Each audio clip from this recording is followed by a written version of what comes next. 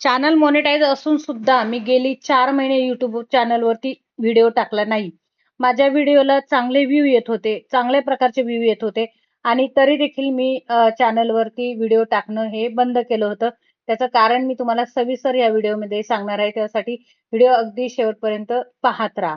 बरेच दिवस झाले व्हिडिओ टाकत नाहीये मी. अगदी 1-2 मी शॉर्ट व्हिडिओ किंवा एखादा व्हिडिओ बनवून अगदी चॅनल रनिंगमध्ये राहावं यासाठी मी टाकत होते. परंतु गेली 4 महिन्यापासून मी वेगळ्या साईटवरती काम करत होते. आपण एक प्रोडक्ट तयार केलेला आहे दुर्गा हर्बल याचं नाव आहे.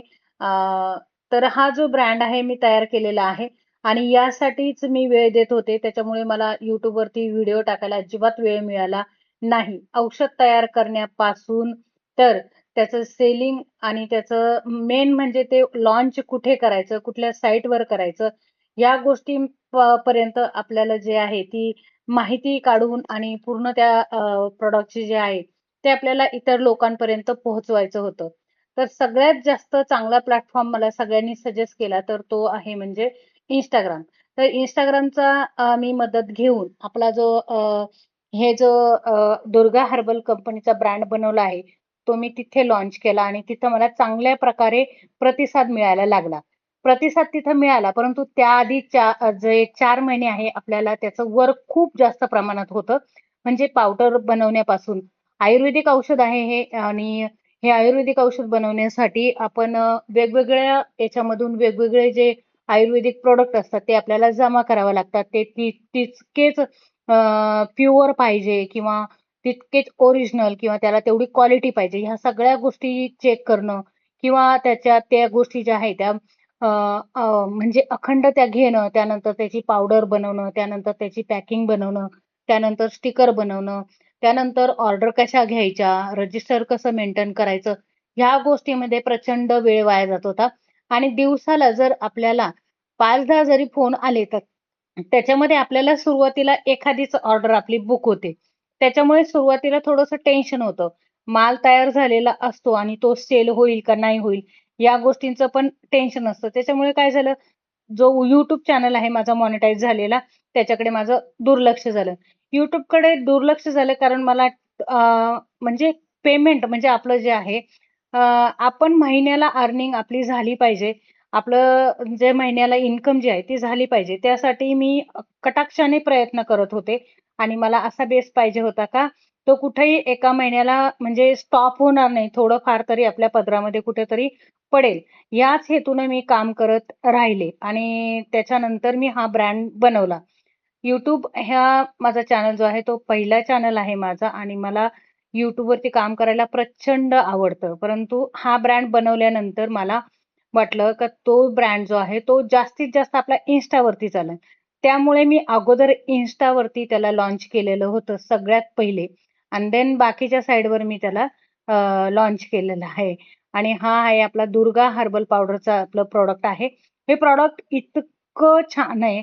याचे रिझल्ट इतके छान आले लोकांना, इतक्या म्हणजे आपल्याला डबल त्याच्या ऑर्डर आलेल्या आहे. म्हणजे आता जर क्लायंटने ह्या महिन्यामध्ये ऑर्डर दिली, तर परत पुढच्या महिन्यामध्ये सुद्धा रिपीट क्लायंट आपल्याला भेटू लागले आणि त्यांना रिझल्ट पण येऊ लागला.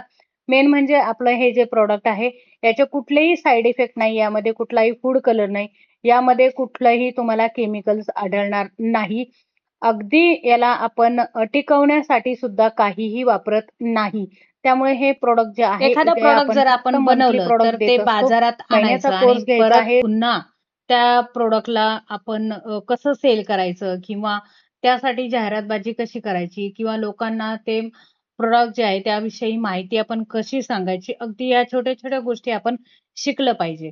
या गोष्टी जर आपण शिकलो नाही, तर आपला जे प्रॉडक्ट आहे ते बनवलं तर खूप जास्त टेन्शन येतं. जर आपल्याला मार्केटिंगचं जर तुम्हाला नॉलेज असेल आणि मार्केटिंग जर तुम्ही करू शकत असाल, उत्तम स्पीच तुम्ही करू शकत असाल, समोरच्याला व्यक्तीला समजावून सांगणे किंवा तो कितीतरी ती व्यक्ती आपल्याला प्रश्न विचारत असते, त्या प्रश्नांना आपण जर उत्तर देण्याचा कंटाळा येत आपल्याला नसेल, तरच आपण बिझनेस करू शकतो.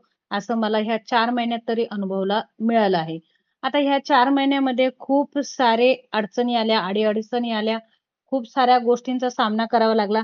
ज्या काही गोष्टी आहेत त्या गोष्टींचा इतका सामना करावा लागला का त्या स्वप्नातही बघितलं नव्हतं मी का मला एवढं सगळ्या गोष्टी फेस करावा लागतील. पण दुर्गा हर्बल आणि टीम म्हणजे दुर्गा हर्बल मी एकटी नव्हती. पूर्ण टीम माझ्या बरोबर होती आणि त्या पद्धतीनं आपण हे प्रॉडक्ट जे आहे ते बनवलेलं आहे. हे प्रॉडक्ट जे आहे ते लॉन्च केल्यापासून पहिल्या दिवसापासून त्याला खूप चांगला रिस्पॉन्स आलेला आहे. खूप चांगला लोकांना रिझल्ट आलेला आहे. रिस्पॉन्स सुद्धा एकदम छान आलेला आहे. त्यामुळे माझं YouTubeकडे दुर्लक्ष झालं. YouTube हा खूप चांगला प्लॅटफॉर्म आहे.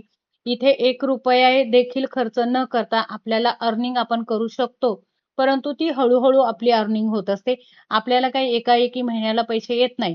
परंतु तुमच्याकडे एखादं ब्रँड असेल, एखादी कला असेल तुमच्याकडे, जर तुम्ही ती प्रेझेंट केली आणि त्याद्वारे जर तुम्ही पेमेंट कमवलं, पैसे कमवले, तर तुम्ही YouTubeवरती व्हिडिओ प्लस तुम्हाला तुम्ही ह्या प्रॉडक्टमधून अर्निंग अशा दोन्ही बाजूने तुम्हाला अर्निंग येऊ शकते. जसं आता मी हे प्रॉडक्ट बनवले आणि याचे व्हिडिओ जे आहे ते बनवून मी जर YouTubeवरती टाकले आणि माझा मोनोटाईज चॅनल आहे, तर निश्चितच मला ह्या दोन्ही गोष्टींचा फायदा मिळेल.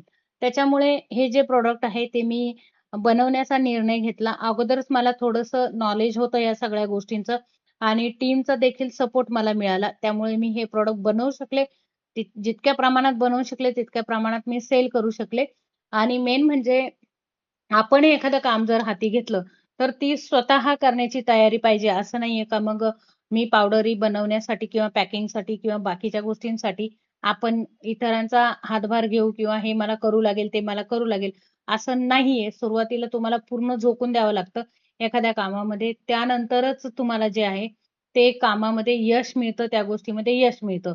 असं जर आपण ठरवलं आणि ठरवून जर स्वतः केलं सगळ्या गोष्टी, तर निश्चितच आपल्याला यश मिळत असतं.